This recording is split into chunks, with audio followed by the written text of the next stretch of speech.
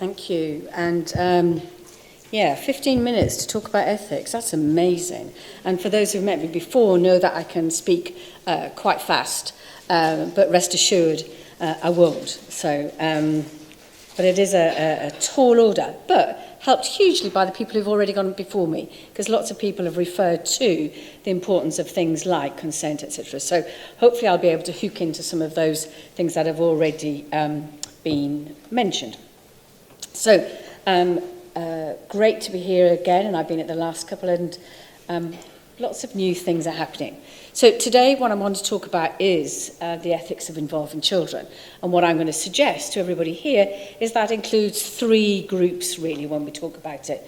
We need to be talking about children and the child, parents and healthcare professionals. They're the three groups, and what you'll see today is as I go through my 15 minutes, I'm going to just focus on each of those groups and say something about how we can then tie all that together, because we are a triad when we come to think about how we manage working with children and parents. So that's the focus for today. There's all sorts of things I could have said quickly, but some of these things we've thought about already in terms of right and wrong decisions. We've had ethics and the law, and there are many different terms associated with the things that we could talk about today. But you, if you're interested, of course, you can go and read a whole load of information about all of these things. And I just want to bring to your attention some of the things that I'm finding particularly helpful now in some of the work that we are doing. So what I want to, and some of you may know about some of these things, but I want to take the opportunity to make sure, I suppose, that you do. And I'm going to talk first about the Royal College of Paediatrics and Child Health new charter for children. I just wanted to flag that up because that's very new, and that's called Research and Us. Say something very small about consent and assent, because they're the only two things I will focus on today. But again, drawn your attention to documents, and I know last year Danielle showed everybody the one about the Nuffield bioethics, and I just want to do another mention about that and what's happening with that work, and then talk a little bit about meaningful assent, and then finally thinking about in terms of professionals then what helps and what helps us work in terms of this triad. So first of all, the charter, which was the Royal College working with children and young people, and it was really around what we need to know and what they're telling us that's important in terms of research. Now this is quite new if nobody's seen it, and there's various things that you can look at in relation to this, and I'm just going to give you the kind of top level really, and again remember this comes from young people. So remember, it's about me, and that's about being involved in all stages, but keeping me safe from harm, to empower me and my family, to understand, feel more confident about research. You remember Kathy's slide at the beginning, where that parent says, I didn't know until I got to the phase 3. We need to be in the future, not necessarily telling stories like that. Support me, engage with me and my family, listen to our questions and ideas so we can help you to help us benefit from research. Actively gain my consent or assent, and that's the bit I'm going to just focus on a little bit more. Rights are important, my right to understand, my right to make decisions, my right to be informed and respected, and communication, communicate with me directly and clearly, and I'll pick up on some of that when I talk about the Nuffield work. And then also, children thought it was important that to help others by sharing stories. We've already been here about the importance of those things, but what worked and what things didn't work and help. So, just a couple of slides about consent and assent. Everybody here knows this. So, legally informed consent for children's participation is given by those who have parental responsibility for the child. And assent is seen as the process by which children give affirmative agreement in some way that they are happy for that research to be undertaken.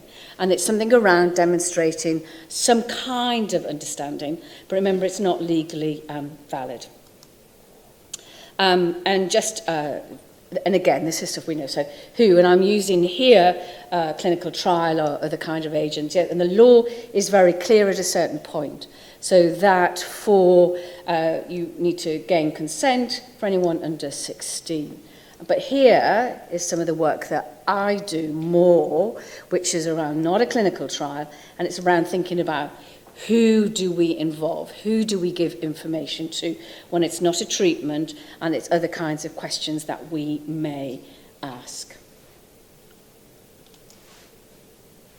So consent must be valid, informed and voluntary, and participants in any kind of research must have enough information to make an uncoerced, deliberate judgment about whether or not to participate. And just remember those things when we think about when we're working with children. Elements of assent, I've already said, is slightly different, and this is where we want to be sure that children do have an understanding, and it's relevant to their capacity of understanding, including risks and benefits. And this is where the Nuffield work has been absolutely instrumental, I think, in pushing forward how we might think differently about this, so that young children would know about refusal to take part or withdraw, and information must be given by staff with experience of working with children. How do we best communicate this information to children in the right way so that they do understand? And that's not necessarily just about an information leaflet. There are many other ways that we can do this. But there is a spectrum of views, which is why the Nuffield work was done, where we have differences of opinion between medical nursing, social work, about what does consent mean and what does assent. And there's been a lot of debate in the professional press about the differences between these. And probably most of it can be based around this kind of continuum here, where people have different views about children in society, whether we see children as active agents, whether children are dependent, in need of protection, and whether they can be involved in decisions. And one of the really important things in the Nuffield work was around vulnerability and getting people to really think differently about what vulnerability means. And it's not just a label for not doing something, it's a label to make sure that we understand. So assent, why does it matter? So what we argue, and Nuffield is arguing, that actually there is a role for assent. I've already said to you that there's been quite a lot of debate in the literature. And for us, I just wanted to say why we, as a body of researchers, think it's quite important. And it's about respecting the rights of children. It's about making sure they are consulted, involved, and that they understand the consequences of their research participation if they say yes or if they say no. We would argue that it's more likely that children will make an informed, voluntary and possibly longer-lasting commitment to research if they understand what it's about. So this is the work we brought last year to show people, and the children's cancer community were very involved in shaping what this looks like. This involved children, parents, carers and professionals, lots of consultation. There's a fantastic video that you can take off YouTube to have a look, but I'm only going to pick out the highlights for you in terms of what we wanted to talk about today. But there are some key points in the document which, if Catherine Wright was here, she would be stressing to you. So that good research must happen. Children aren't passive.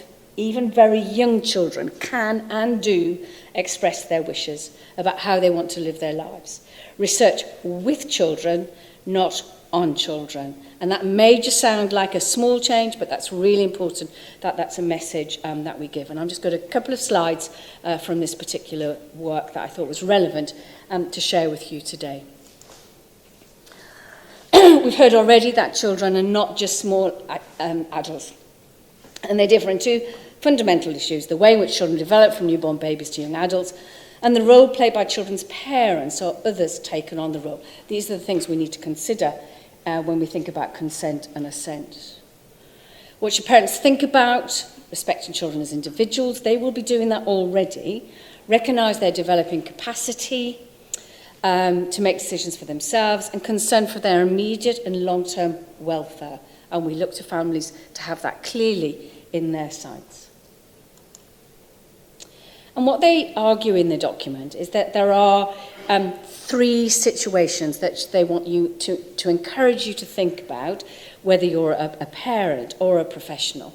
And again, one of the fundamental things about the document is it tries to get us to think beyond age, because as we all know, age isn't necessarily particularly helpful, particularly when you've got a child who's relapsed, who actually has a lot of experience and a lot of understanding beyond their years. So it gets you to think, as I say, slightly differently. And they give you three scenarios, and what they do in the document is they give you some words from children about these. But I'm not going to focus on that, I'm just going to give you the three scenarios. So they argue that there are three distinct groups. There are children and young people who can't say what they think about research, about their participation in research. And that could be babies, very young children, older children who are unconscious or just too unwell to participate. The second group is children and young people who can say what they think about taking part in research, but can't yet make a decision on their own. And this could include children as young as 3 years. And then there's a third group, which is children and young people who are able to make their own decision, but are not yet treated as adults by the law of their country. And again, the law of the country is really important internationally, because as we all know, that's very different. And they would argue that the families that we are working with as professionals will fit into these three groups. So leave aside age. It's based on your understanding what assent and consent is, but think about these things when you're thinking about communicating. But the responsibility remains with professionals, and it would be remiss of me, having just spent, or coming up to 10 years on an ethics committee, not to mention to you the importance of parents to understand the role of the ethics committee to make sure some of these things are in place in terms of protective and a facilitative role. That invitation to take part in research must be a fair offer, and that's the kind of things we often look at, and that as a committee we have the right expertise, and by that I mean people who do research or understand children. And what we've done is we've tried to take the Nuffield work and think a bit more about it and what it means to people in practice. So this is some work we've just had published this year, but we want to go on and work with people, parents, professionals, to think about how we can get the Nuffield bioethics work into practice. That might mean developing some kind of benchmark that helps people to use it. So if anybody's interested in joining us in that work, please come and talk to us in the lunch break. But this is what we've offered in that paper. And it's really getting people to think about how you can individualise assent, which is what the Nuffield work is really saying. That age is just one part of that. There are many other things that we should be considering. And you can look at the paper to look at some of this detail, which is around whether it be family dynamics or something about the child, something about whether they are able to speak, and that's not necessarily age-related, their method of communication. So for children who have got a disability or are unable to communicate, how else do we find out from them what it is they're thinking about? And this is offering people an algorithm to think about how they might make decisions about who they involve, when they involve. But the key thing here is around ongoing involvement. None of this is one-off, which is why you see these arrows going in different ways, because there's no end product, because in our research you would go back and ensure that understanding continued throughout the research. So this is just taking Nuffield work and applying it to help people in practice. But again, for professionals, so I've talked about children and parents and now professionals, there is heaps that you can read, and there's lots of examples about how and what it means to take assent with a family and how that happens in practice, and you can go ahead and read all of these things. And of course, there are many guidelines that help us, whether that's about consent or assent or just involving children in any kind of research. So you can read all of these things. But finally, I do want to say about what brings some of these things together. And it is about patient and public involvement in research. And I think Kathy was talking about this, and we've all referred to this. And that's really, I suppose, why we're here today, and there's work this afternoon. It's thinking about how we can, as professionals and families, work together to think about how we might think about the people who are receiving therapy at the point of the design, all the way through in terms of their participation. And in terms of, I said already, that information leaflets, I think there's quite a lot of focus in ethics about information leaflets. And I want you to take away today that's an awful lot more, not just about information.